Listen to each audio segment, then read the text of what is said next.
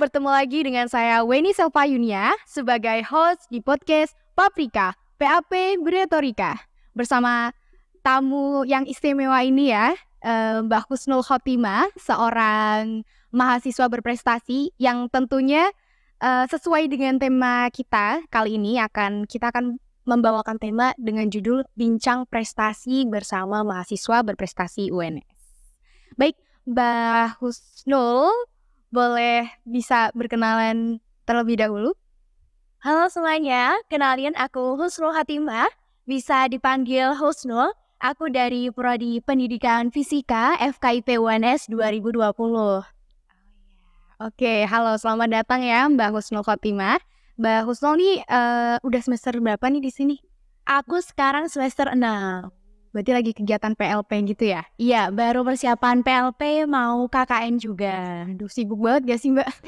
Kebetulan ini habis UAS, jadi free seperti itu. Alhamdulillah deh ya.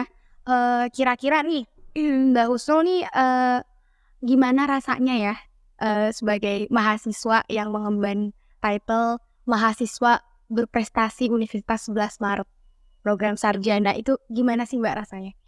Rasanya seneng pasti dan bersyukur banget buat perjuangan tetes darah air mata buat sampai di posisi ini. Tapi pasti ada suka dukanya, kayak misal ada amanah, ada beban yang di pundak aku gitu. Jadi tetap dijalanin aja dengan enjoy dan senang hati walau ada positifnya, ada negatifnya juga. Yang penting tuh kita bisa enjoy gitu ya. Kalau enjoy tuh katanya memang ngalir aja, nanti kedepannya tuh bakal lancar-lancar gitu ya. Terus apa ya Mbak, dalam Mbak mencapai di titik ini, peran keluarga, teman, itu tuh gimana Mbak di dalam perjalanan Mbak? Kalau dari aku penting banget yang pertama itu peran dari keluarga. Karena menurut aku keluarga itu adalah support system terbaik. Karena doa orang tua entah dari bapak, ibu, kakak saya, adik saya tercinta itu selalu support dan meridhoi langkah saya. Sehingga saya bisa pada posisi ini. Kemudian ketika mungkin down, ataupun ketika senang, ataupun ketika bahagia, keluarga itu paling tahu aku butuh apa nih, kayak gitu. Kemudian yang nomor 2 juga teman dan support sistem lingkungan yang baik itu sangat mendukung kita. Karena kalau teman kita toksik itu bakal dampaknya negatif banget buat kita. Tapi kalau teman kita itu positif, support kita itu bakal mendukung kita untuk tetap produktif dan tetap semangat. Gitu. Berarti penting sekali ya peran keluarga dan teman ya. Iya, benar banget.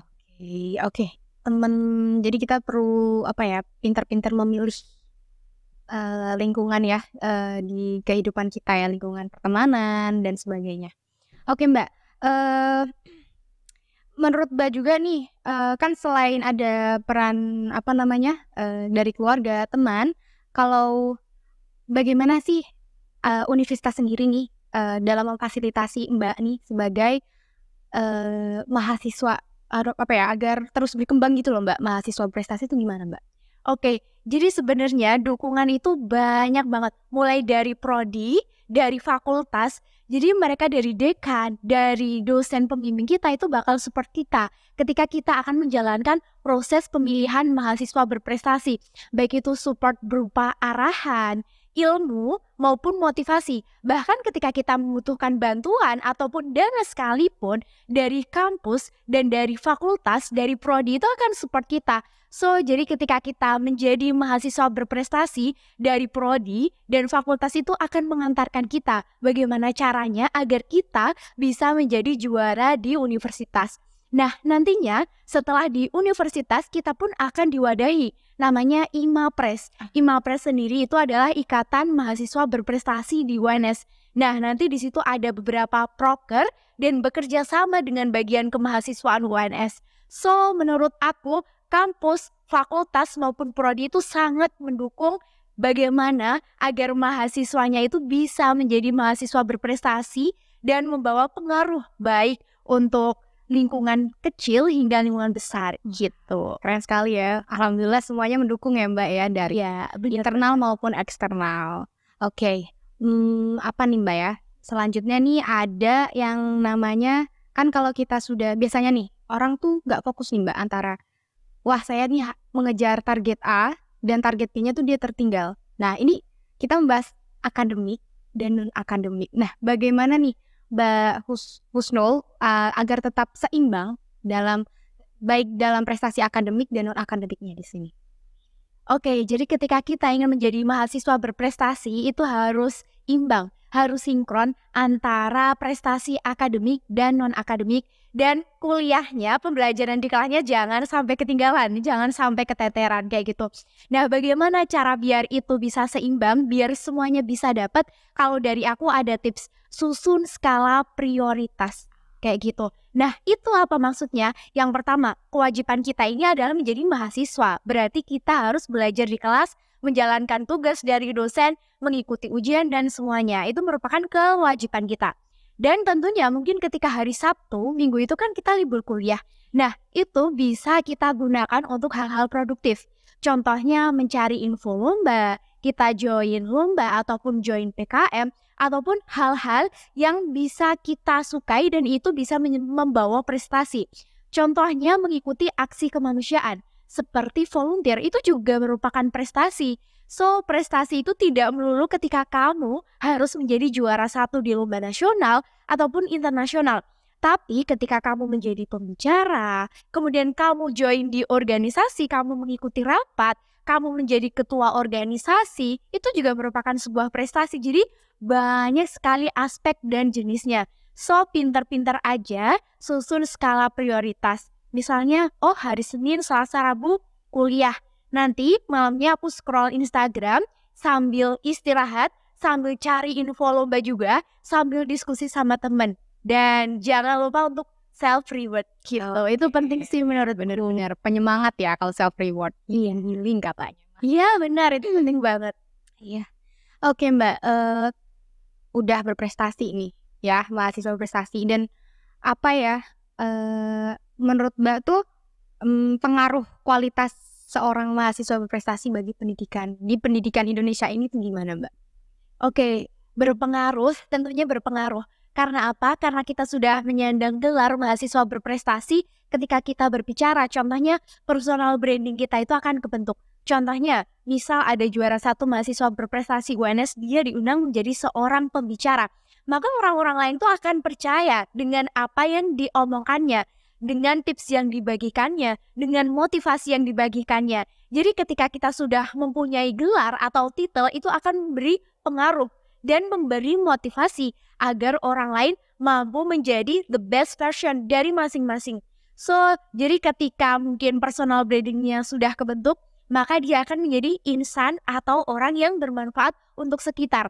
Baik melalui ilmu yang dibagikannya, ataupun pengalaman-pengalaman yang bisa ditiru atau menjadi motivasi untuk orang lain. Dan itu sangat berpengaruh karena Indonesia membutuhkan generasi-generasi yang produktif. Seperti itu.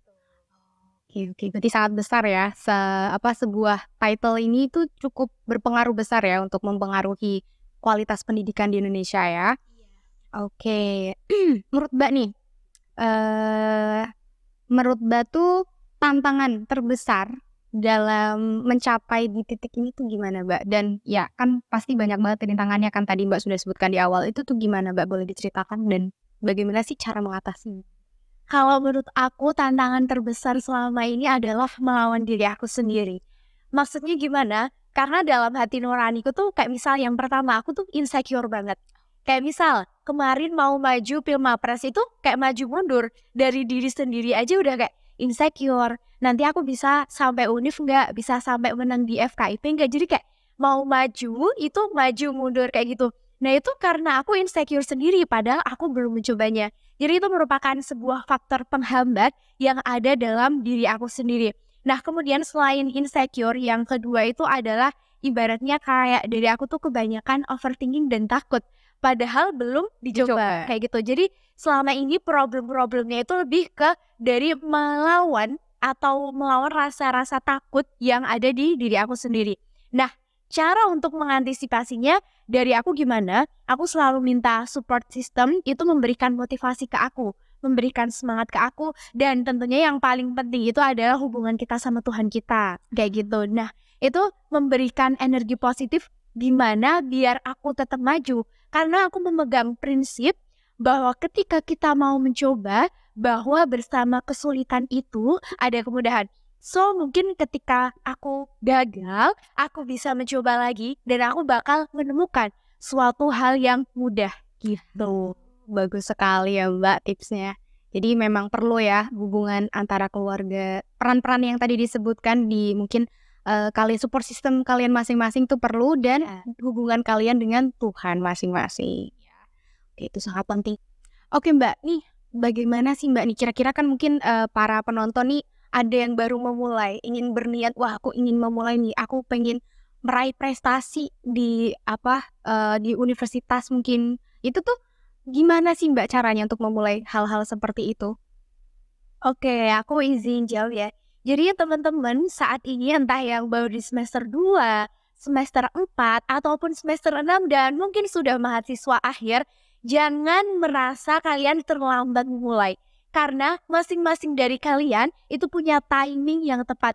So, mungkin teman-teman yang masih di semester 2, semester 4, ataupun semester berapapun, yang pertama perlu kalian lakukan adalah afirmasi diri kalian. Bilang ke diri kalian bahwa teman-teman semua itu bisa melakukan apapun. Contohnya ketika teman-teman ingin menjadi mahasiswa berprestasi.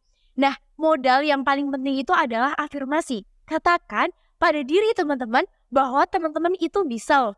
Nah, kemudian yang kedua harus ngapain? Yang kedua ini yang paling penting nih, harus buat aksi nyata. Ketika ingin menjadi mahasiswa berprestasi, lakukan sesuai passion teman-teman.